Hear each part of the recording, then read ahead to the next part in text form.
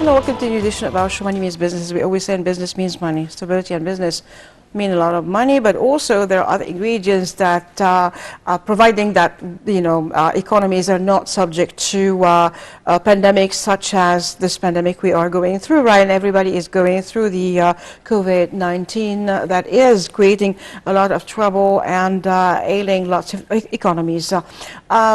We've got to talk about a lot, but then on the very positive side, on what we have to offer to the world when things go normal. Well, there is tourism right now, but of course, when it opens with the other countries that are locked down or have restrictions everywhere, then things are going to be different, definitely. Also, we do have the talk of the town is the new real estate law, and that is being reviewed, and there is a lot to know about it because there are lots of talks about it. And we have online Dr. Ashraf Saleh, finance professor and expert in financial planning, management and international banking. Hello, Dr. Ashraf. Hello, how are you? Fine, thank you. It's a pleasure having you with us here.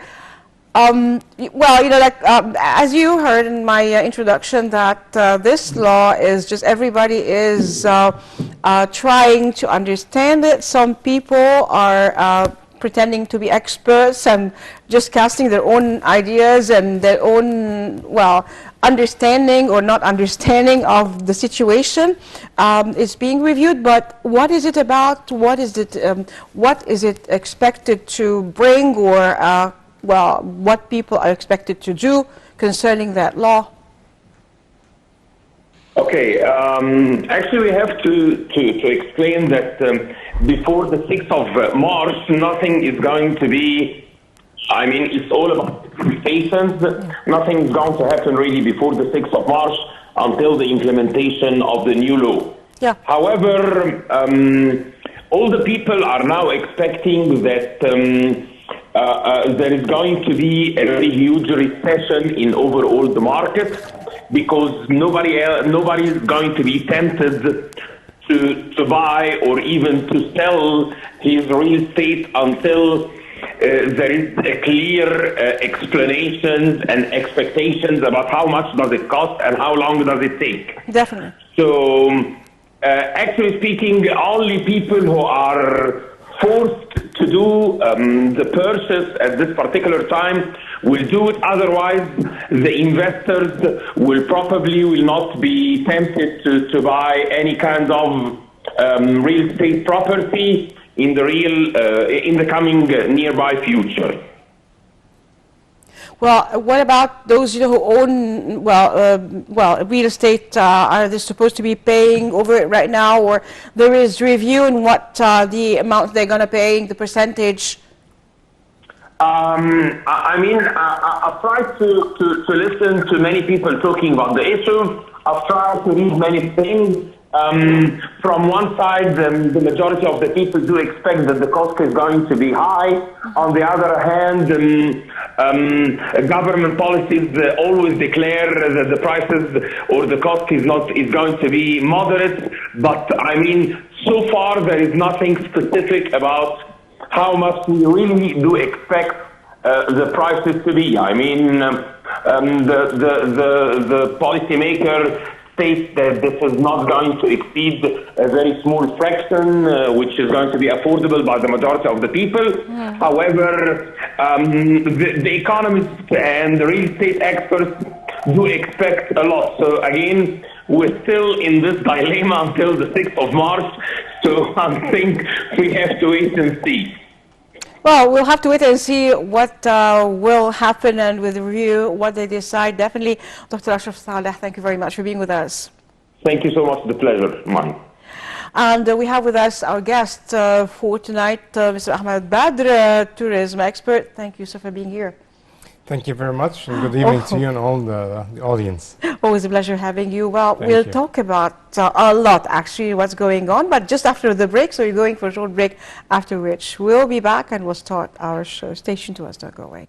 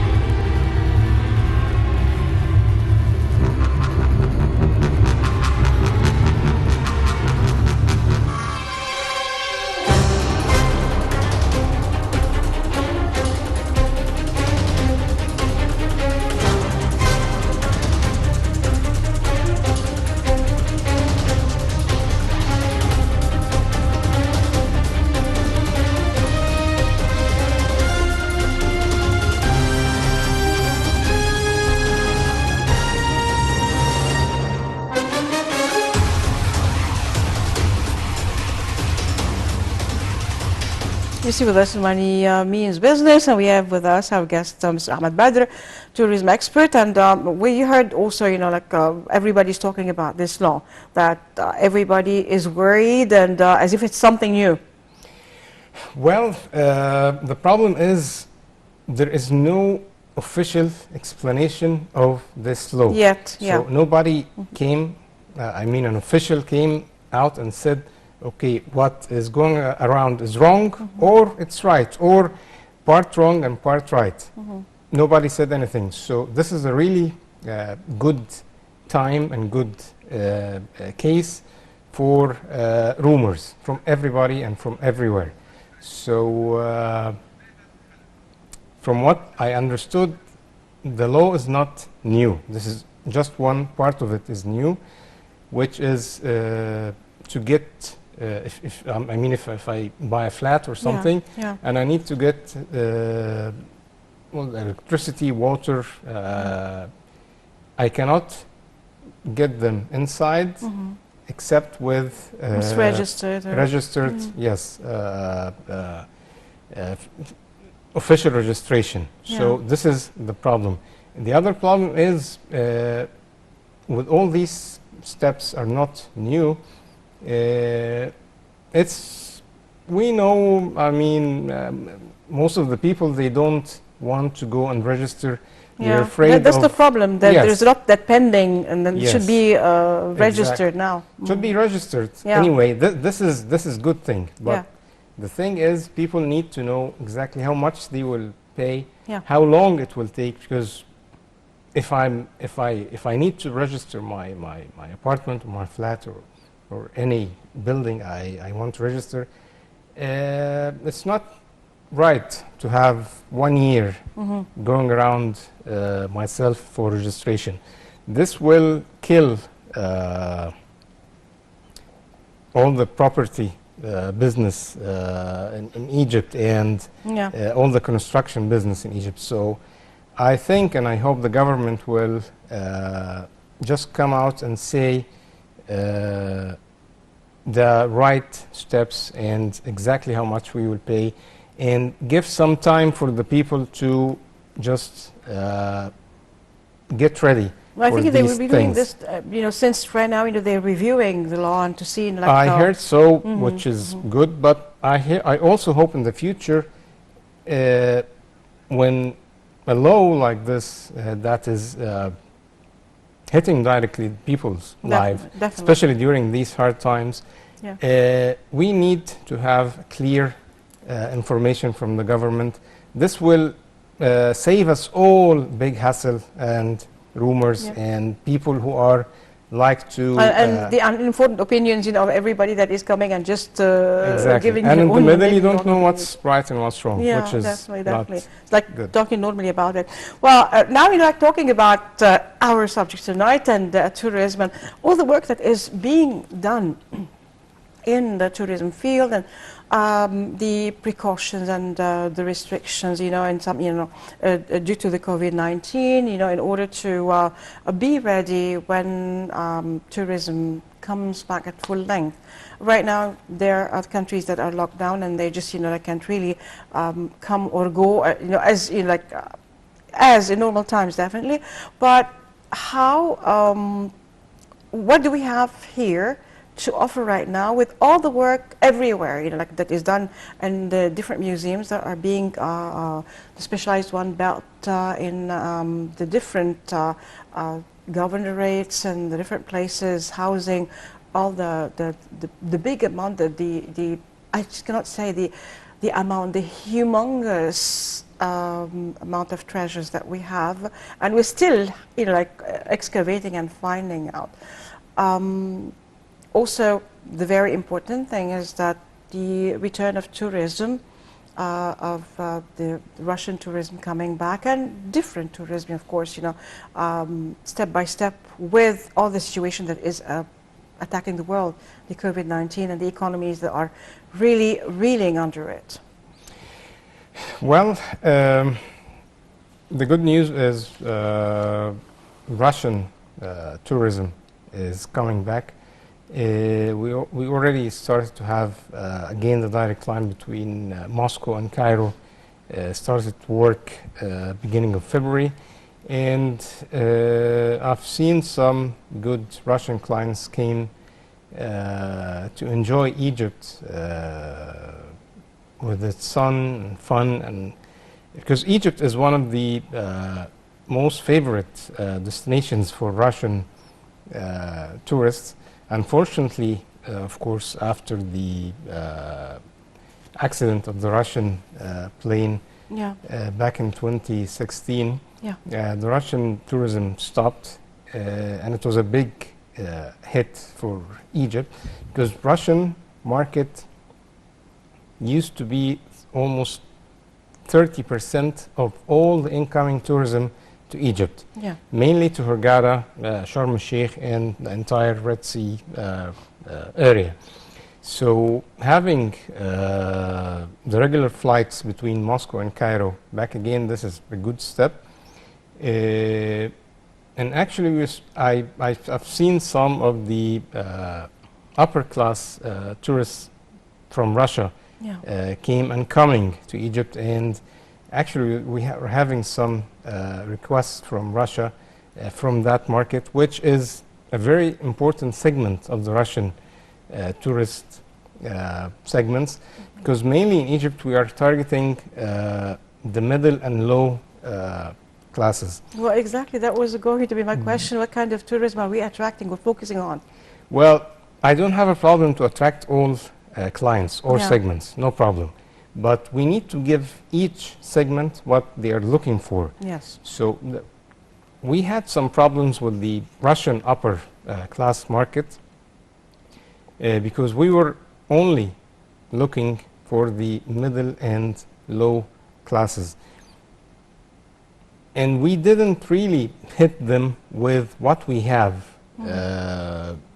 with some of the state-of-the-art hotels and attractions, and we give them what they need, because Russian clients, the upper class clients, they are looking for a unique experience. They are looking Yes. for exclusivity. They want to feel that they are kings of the world, like some other nationalities. We didn't really, or not all the companies and not all the campaigns were targeting this class, which is a very, very important class. Sometimes, just for people to know, we can have one or two clients from the upper class that they pay equally to maybe 100 regular tourists.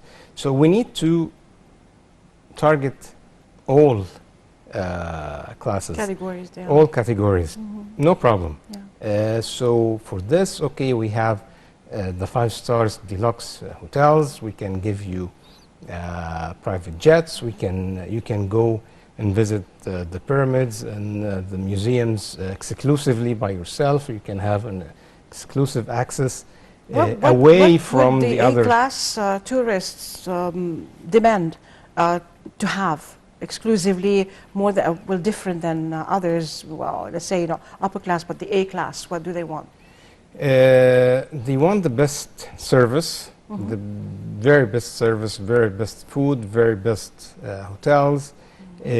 Some of them, they want he wants to be exclusive. He wants to have his own private jet. He can just have a whole boat for himself, an Nile cruise. Some of them even, they can have a whole hotel. Yeah. Especially what we call a boutique hotel, which are the small hotels with small number of rooms, not more than 50. He can just book it all by himself. Yeah. Private yacht, everything private. He wants to be Center of attention and center of attention and free. He wants to do whatever he wants, keeping the privacy whenever he wants. Yeah. So, maybe someone will tell you at midnight, I want to go and visit the pyramids. he doesn't want to hear the word no, we can't. It's closed. It's closed. Yeah. No, I don't take no for answer. So, and this type of client is not just from Russia. It's from many places around So it's the to world. cater to the fancies of the guests. Exactly. So we need to be more flexible Okay. with these clients. I mean flexible. I mean the companies. I mean the government itself. The government officials and the But catering to Especially- them means that the government, as you said, like if we need to open the pyramids at night, we had this before, but not like for exclusive. It was open long time before, but then due to the problems that happened and the story of like terrorism and all that, everything has to be safe. Now things are just safe and everything, but then the government is going to be working extra hours in order to open Well, at night. they just name the fees they want. Oh, okay. They will take fees, extra Okay. fees, of course. All these extra and private openings Yeah. are for extra fees. So it's not for free. No one wants. I don't agree to be free. It's for a fee and a big fee. Yeah, It yeah. needs to be a big fee. But if we're having somebody, usually these clients are 1, 2, or maximum family of 5 or 10. Okay. So if you're having even 10 people want to go to the pyramids at night or any place, Can make it available. it shouldn't be a problem with security and safety. And Yeah. okay, maybe you can just do it 24 hours ahead. Just, but we just need to ease all the regulations about that. It will help. It will help us. It will even give the Ministry of Antiquities more revenue and more income, because we are having more and more tourists coming from this class. I'm talking about, of course, pre-COVID-19. We're having. Egypt was named as like an upper like echelon Exactly. venue. So Of course, definitely you tourists. will have, when things are back to normal, start back to normal, people will come from all over the world Yes. to see this luxury products of Egypt. Yeah. So we'll have people from Russia, from China, from America, from Europe, from Gulf countries, from everywhere. So, and again, these people, most of them, they don't take no for answer. They want to be free. Even some of them, they don't go anywhere without services of bodyguards, and I mean professional protection, not just a big, huge man. No, they want. They ask specifically for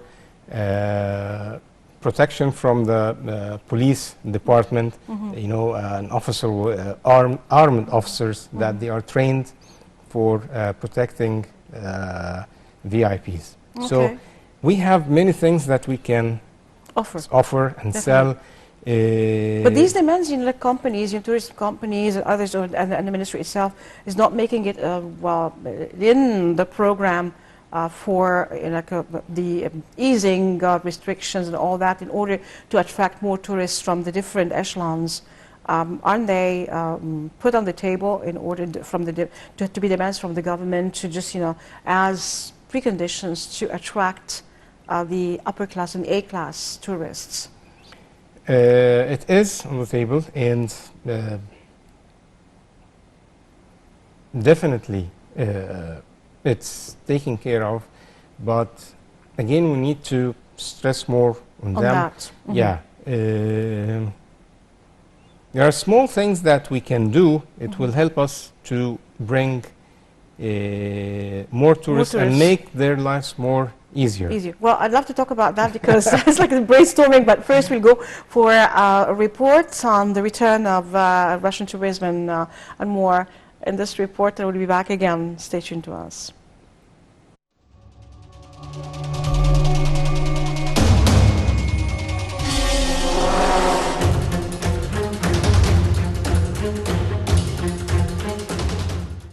The decision to resume Russian trips to Hurghada and Sharm el-Sheikh was met with great joy among tourism experts, investors, hotel owners, bazaars, and tourist shops in Hurghada. They agreed that the return of Russian tourism is a return to life, especially since Russian tourism represented more than 60% of inbound tourism before it stopped. The Egyptian Aviation Authority announced its agreement to a Russian tourism company to carry out 4 weekly flights starting from next March, with 2 flights to Hurghada and 2 flights to Sharm el-Sheikh, after the Russian authorities approved the return of tourism to Sharm el-Sheikh and Hurghada. Dr. Ashraf Nouer, head of the Egyptian Civil Aviation Authority, stated that Egyptian airports are comparable to international airports in terms of security and air safety, indicating that a Russian delegation conducted an inspection tour at Sharm el-Sheikh and Hurghada airports and praised the security procedures followed at the airports. The Egyptian government has made great efforts to work on the return of the Russian friend again, and the Russian community in Hurghada has demanded from its government to return flights to Egypt in general and Hurghada in particular, and they confirmed that they have lived in Hurghada for years and feel that all means of security are available. It's known that Russian tourism is the backbone of tourism in Hurghada, and without Russian tourists, there is no tourism in the tourist city. And the Russian community in Hurghada is the largest community of a foreign country in the city, as they refused to travel after the Russian government decided to suspend trips to Egypt.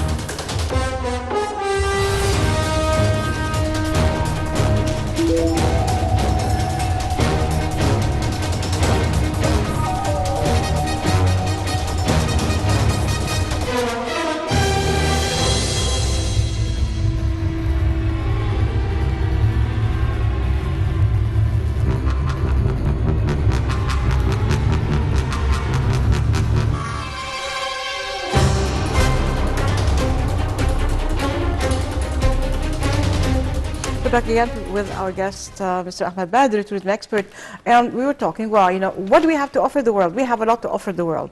Also, Egypt and Cairo was one at certain, you know, time, and it's regaining its beauty again. One of the most beautiful capital in the world. Well, especially that, you know, also, you know, everybody came to Egypt to find work. Louis Vuitton was here, you know, like in Alex, and a lot more. Actually, you know, would you please expand on that?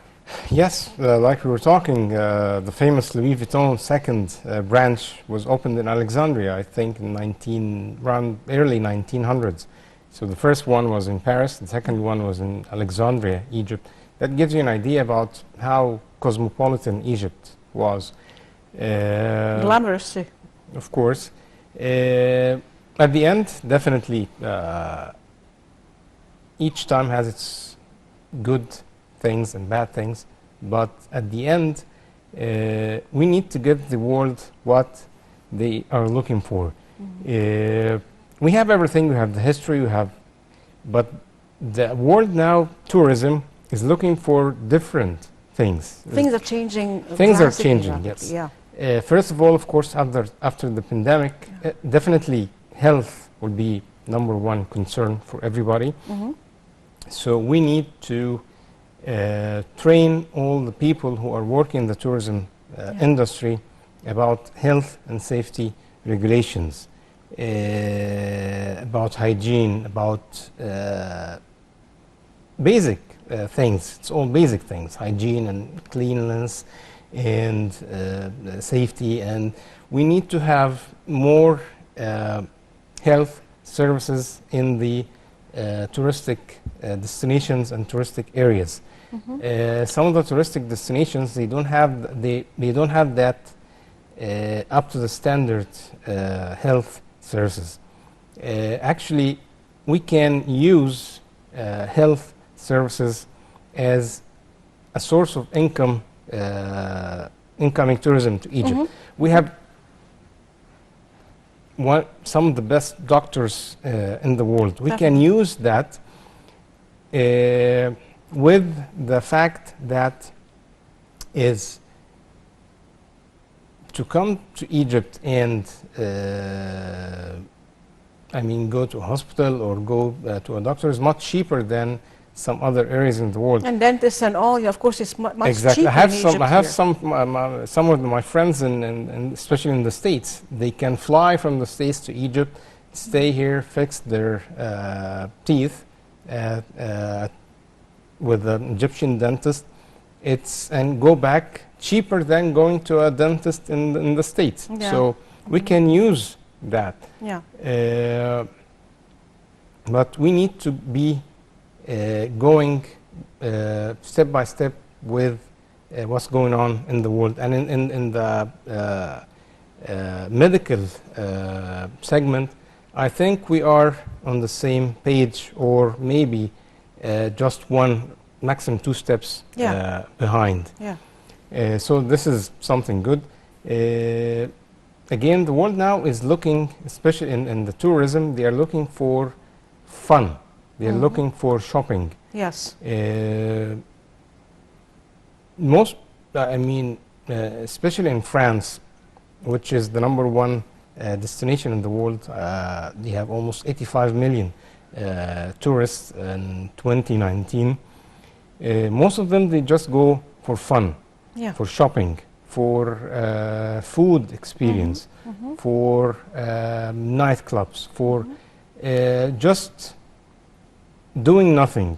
You know, it's a vacation, so let's do nothing. Just go, enjoy, relax. So this is what the direction of Tourism is going Yeah. to. But what kind of nationalities look for that? Because my understanding is that some nationalities, like the Japanese or the Koreans, like cultural tourism more than any other tourism. Of course, I'm not talking about everybody. Yeah. You're right. Certain, yes. Yeah.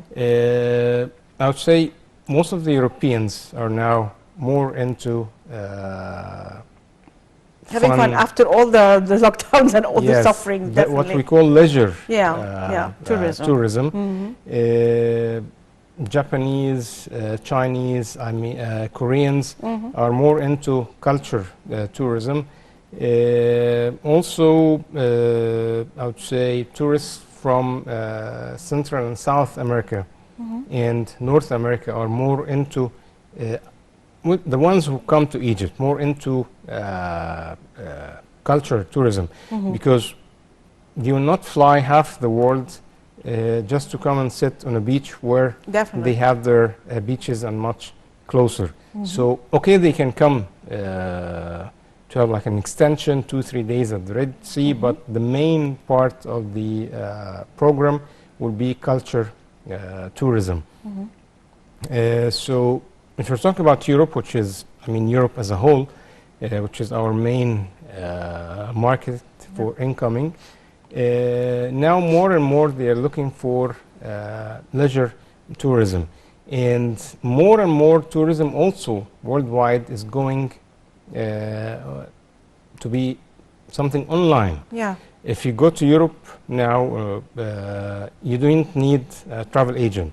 Everything is from your mobile. You can book your flight, your hotel, and then when you arrive, everything is very easy to go around. So you arrive to the airport, there is a bus, taxi services, limousine services, underground. Everything is very easy and around you, and it's everything is set to serve you in an easy way. So you go, you can go around the whole city with the public transportation. Yeah. It's easy access from everywhere to everywhere. So this is again what we need to do here in Egypt, which is being done, but we need to get it clear, the plan it clear, cleared, to know, yes. certain things that should be done in order to attract more tourists. We do have the possibilities, of course, but we have to be, I think, more clear about the plan. Or let's say, as you said, there are just things that should be done, like providing what they want. If they want some shops to open at a certain time, or some tourism venues that they're just paying for the services, there should be access to that. Yes, exactly. So let's say if somebody wants to go to the pyramids, there are no public transportation Yeah. there, and getting a taxi and going there, it's very expensive, and it's not that easy. So if you want to bring more tourists, we need to make their lives easier. Yeah. By having services for them, by having more hotels, especially 2 and 3 stars hotels, because we need to attract also the youth that they want to travel, they want to enjoy, but they don't have that big budget. And around the world, most of the hotels are 2 and 3 stars hotels. 4 and 5, this is something very Extravagant. yeah, and luxury, and so we don't have it. So that's why many people, when we tell them this hotel is 5 stars, they get a little bit panicked, because they think it would be overpriced. Especially there's some would just use the hotel to sleep, and just next day they're just going around and they're not staying in their places, of course. They're just, only it's a place to good service, but then, you're sleeping there, that's it, and then you're going out the next day, all day long. Exactly. So that's why we need, maybe when things start back to normal, we need to also ease the steps and for having or building new hotels. I mean, all with the different concepts. different concepts, yes. And this is something that the government also should study, to make all the the steps and the regulations a little bit easy and clear for all the investors to start have more and more hotels, especially here in downtown area, where we have some of the amazing, beautiful buildings that they can be turned to hotels. Yeah, definitely. And it will attract many people with the right service, with the right atmosphere, definitely it will bring more and more travelers, because we can easily have double what we used to have. I mean, the highest we get Yes. was almost 14.5 million. We can easily double that, but we need to, again,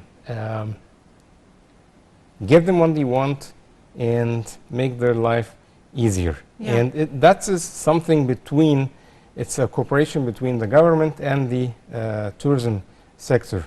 Nobody can do it by himself. Yeah, Just definitely.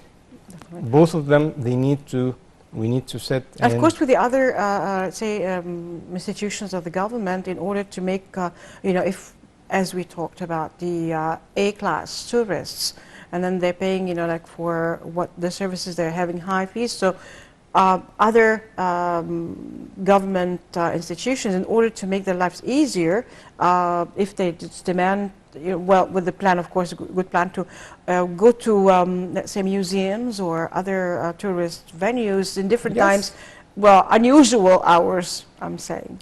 Yes, there are people who want to do this. They want to feel they are special and different. So fine, no problem.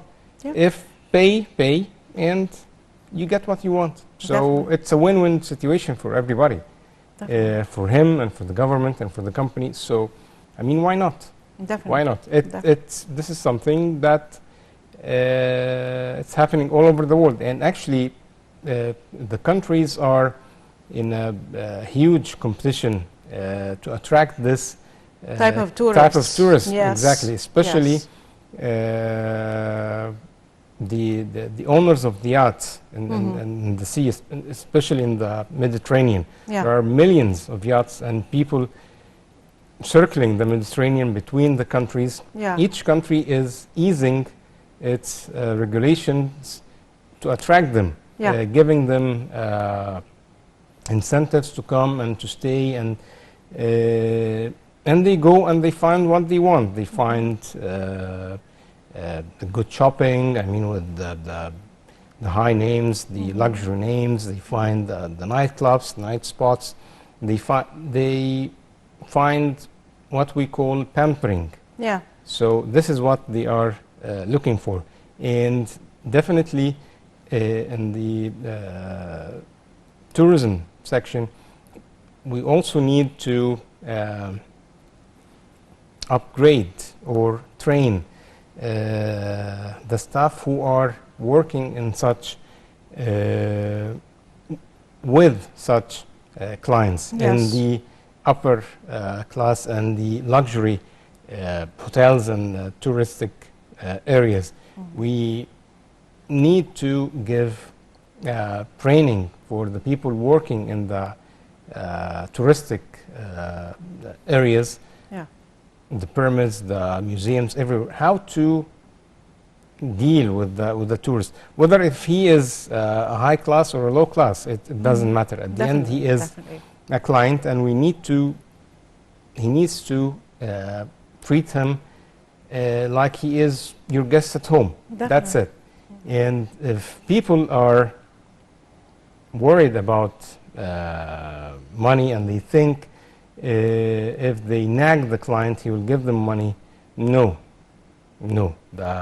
this is not true. If they treat him well, he might give them money, and if he didn't give them money, it's not a problem at all. Definitely. Because first of all, you need to do your job, then you can expect something extra. If Yeah. not, it's not a problem. Maybe this will not, maybe this will, but The treating- reputation and with the expectations, and of tourists, the different, of course, echelons or categories of tourists is like, since they're getting, well, what they want, then probably you will have more influx of tourists. yes, and also organizing things. Yeah. Like one of the not really good images when people arrive to the airports in Egypt, they find all this unorganized people standing, trying to get them for their taxis. You know, come with me, come with me. Oh, come. so they should get, you know, like, that should be more organized. Should be actually, more the organized and- transportation from the airport to the destination. Well, it's very easy. This Yeah, is something yeah. I saw in all airports around the world. Yeah. Nobody is standing inside the airport telling you come with me or go there. Or, no, just there's small sign, taxis, you go. Yeah, they go there, they take There are two lines. Yeah. One line for taxis, one line for clients. So a client with a taxi, client with a taxi, client Yes, with a taxi. yes, So yes. I don't think it's not that hard to implement. It's very easy. Just two lines, and there's one standing. And if you need a bigger taxi or maybe Then he can choose, you know, yes, whoever you to go can with. just excuse the others, and so it shouldn't be a problem. But Yeah. this is something I hope Will to just be fixed. And soon. it's really In the bad plan, you know, in image. this plan. Well, you know, like Especially airport. This is the first image that you image, get, you know, when yeah. you go there, you know, this is, you know, the impression. Exactly, the first impression. So it's either good or bad. But sometimes, you know, like tourists come, you know, and they just, you know, they keep comparing. You know, each country has its own specificities and its own, let's say, habits and things that they're used to. They just, you know, well, it needs some, you know, we've been used to this. It should be, of course, fixed. But then, so, you know, we do this way. You know, it's a good thing. But you know, like this is different. Well, okay, maybe it's we do it this way, but what if there is a better way? Yeah. We yeah. can do our way in other things. Of course, yes. No But all problem. these ideas, of course, you know, with the improving of tourism, and of course, you know, right now it's very important to, you know, the government is working on that. It's like certain things that are just, you know, look minor details, but they are not minor details. It's one of the major things that should be looked at. For example, just, you know, like, you know, to put things in order. What else, you know, could be done, and how to present this to the government to keep, you know, like keep an eye on this, or just, you know, like turn your attention to this. This is very important. How is it that presented by the tourism companies, or who's doing that? Well, I think it should be the role of tourism companies to sit with the different Authorities that are authorities just that are yeah, that dealing kind with tourism, which is almost all the ministers and ministries are dealing with tourism some way or some way or another. of, yeah. So it needs to be like today we will go through this topic issue. Or let's discuss the arrivals and departures. Yeah, and how So to just today, fix how to make it easier for the clients, yeah, more orderly. for the companies, and for the authorities yeah, itself. definitely. I hope I can see, especially during arrivals, some of the immigration desks are especially for Egyptians. In each country, there are specific desks for the nationals of this country. Yes. So, as an Egyptian, I'm going to my country, so I need my own lane, my own desk, away from the other nationalities, which, with all the due respect, but they have the same in their countries. Yeah. So nobody will look to us and say, what's this? Because they are used for that. I need to see, during rush hours of arrivals, more immigration desks. Because sometimes we have 4 or 5 planes coming together with maybe 1,000, 2,000 people coming at the same time, with only 4 or 5 immigration desks, which is putting pressure on the authorities in the first place, putting pressure on the clients for everybody. But if we manage to have more desks, it will make life easier for everybody. Definitely. So it's the same. So we can just take it step by step, I hope, and then at the end, everything will be We fall in better. place, definitely. Yes, for everybody. This is Yeah. what we need for Egypt as an image of Egypt in the first place. And then we need the tourists to come and enjoy their stay, go back. Well, actually nowadays joyful. they don't need to go back. They just check in and will say, "Oh, we're having fun and Yeah. we're here and we're Yeah. there." Yeah. This is becoming a free publicity, Yeah. which this is another thing that needs to be more easy for the tourists to go and take their pictures without somebody is nagging them. Well, actually, we reached the end of this episode, and we talked about the most important things that we should be looking forward to with the influx of more tourists in the very near future. So thank you very much, Mr. Ahmed Badr, for being Thank with you us. very much for having me. Thank you. It's and, always a pleasure having you. Thank you. And hopefully, things, like are going to go the right way. Like the minor things, and are just going to be catered to and fixed. And I'd like to thank our viewers for being there. We'll see you again next week. As for now, as we always say, God bless Egypt, God bless the world, God bless Egyptians, God bless our police, our army, our white army, and as we quote from the Holy Quran, ادخلوا مصر إن شاء الله آمنين, enter Egypt, God willing, safe, and from the Holy Bible, Mubarak Sha'bi Misr, blessed be Egypt, my people. I'm Nermin, as signing off. We'll see you again next week.